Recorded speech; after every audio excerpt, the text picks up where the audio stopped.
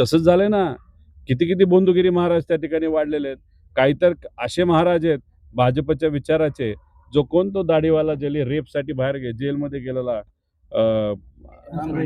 आसाराम बाबा, त्यांचंही त्या ठिकाणी समर्थन करणारे काही लोक आहेत.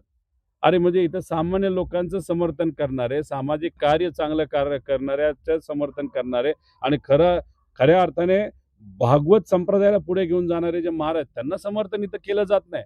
पण बाहेरून पैसे 5-5 कोटी घेणारे मध्य प्रदेशचे बाबा इथे येतात आणि बरंच काय तिथं सांगून जातात आणि इथं आपल्या तुकोबारायांबद्दल काहीतरी चुकीचं बोललं तर दुर्दैवाने भाजपकडनं त्याचा विरोध त्या ठिकाणी होत नाही. म्हणजे कुठं ना कुठेतरी बोंधुगिरी या महाराष्ट्रात वाढली पाहिजे आणि आपले जो वारकरी संप्रदाय, जो भागवत संप्रदाय जो संपला पाहिजे, ज्याच्यामुळे महाराष्ट्र एकत्र आहे, तो संपला पाहिजे असा प्रयत्न भाजपकडनं केला जातो. पासून नाशिकचा खून दुःखात प्रकरण असेल, आता संगमनेरमध्ये एक बाबा पकडलाय, असे रोज रोज एक एक किस्से बाहेर येत आहे. यावर काहीतरी कठोर कायदा झाला पाहिजे की यांना शिक्षा लवकर झाली. नाही नाही, कायदा तर आहे ना, पण भाजपचं सरकार आल्यानंतर बोंधुगिरी जर वाढत असेल त्याला आपण काय करणार?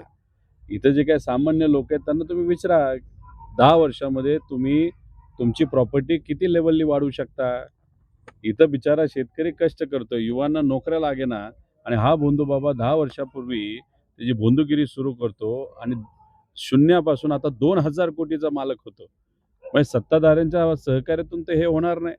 मग सामान्य लोकांना कुठंच काय त्या ठिकाणी न्याय मिळत नाही आणि भोंदूगिरी एवढ्या मोठ्या प्रमाणात भाजपच्या काळात वाढत असेल, तर मग ह्याला कुठं ना कुठेतरी जो काही चुकीचा विचार आहे, ज्याला आपण प्रतिगामी विचार म्हणतो, नाहीतर मनुवादी विचार म्हणतो, याच्यामुळेच कुठेतरी भोंदूगिरी वाढते असं आपल्याला म्हणावं लागेल. आणि शेवटी लोकांना अडचणीच इतक्या वाढलेल्या आहेत, तर कुठेतरी लोकंसुद्धा आता म्हणायला लागलेले आहेत, की एवढं कष्ट करून आपल्याला कुठंच न्याय मिळत नसेल, तर कुठलातरी एखादा बाबा असेल, तो जर सांगत असेल, "नाही, नाही, नीट होईल, हे होईल."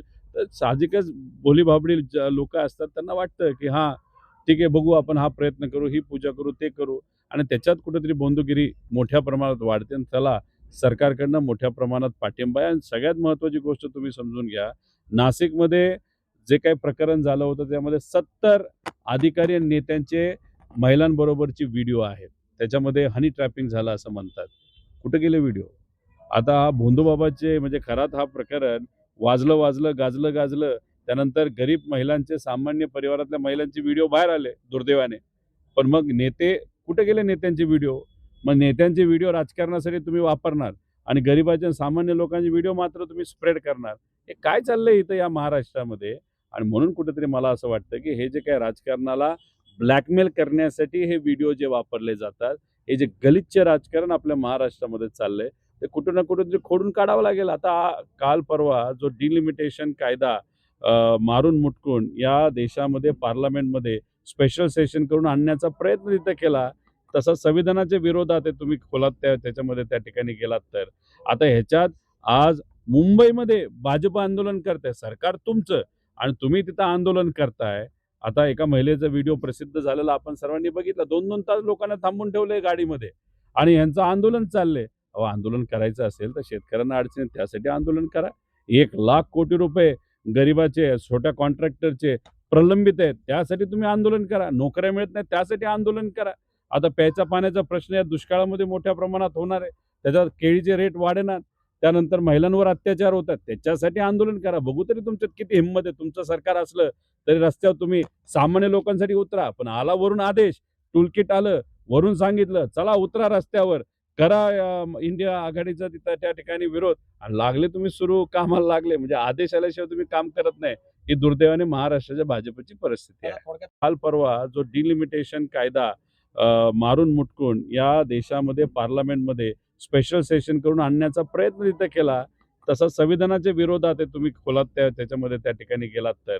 आता ह्याच्यात आज मुंबईमध्ये भाजप आंदोलन करतंय. सरकार तुमचं आणि तुम्ही तिथं आंदोलन करताय. आता एका महिलेचा व्हिडिओ प्रसिद्ध झालेला आपण सर्वांनी बघितला. 2-2 तास लोकांना थांबवून ठेवलंय गाडीमध्ये आणि ह्यांचं आंदोलन चाललंय. अहो, आंदोलन करायचं असेल तर शेतकऱ्यांना अडचण त्यासाठी आंदोलन करा. 1,00,000 कोटी रुपये गरिबाचे, छोट्या कॉन्ट्रॅक्टरचे प्रलंबित आहेत. त्यासाठी तुम्ही आंदोलन करा. नोकऱ्या मिळत नाहीत त्यासाठी आंदोलन करा. आता प्यायच्या पाण्याचा प्रश्न या दुष्काळामध्ये मोठ्या प्रमाणात होणार आहे. त्याच्यावर केळीचे रेट वाढेनात. त्यानंतर महिलांवर अत्याचार होतात. त्याच्यासाठी आंदोलन करा. बघू तरी तुमच्यात किती हिंमत आहे. तुमचं सरकार असलं तरी रस्त्यावर तुम्ही सामान्य लोकांसाठी उतरा. पण आला वरून आदेश, टूलकिट आलं, वरून सांगितलं, चला उतरा रस्त्यावर, करा इंडिया आघाडीचा तिथं त्या ठिकाणी विरोध आणि लागले तुम्ही सुरू कामाला लागले. म्हणजे आदेश आल्याशिवाय तुम्ही काम करत नाही. ही दुर्दैवाने महाराष्ट्राच्या भाजपची परिस्थिती आहे. त्याला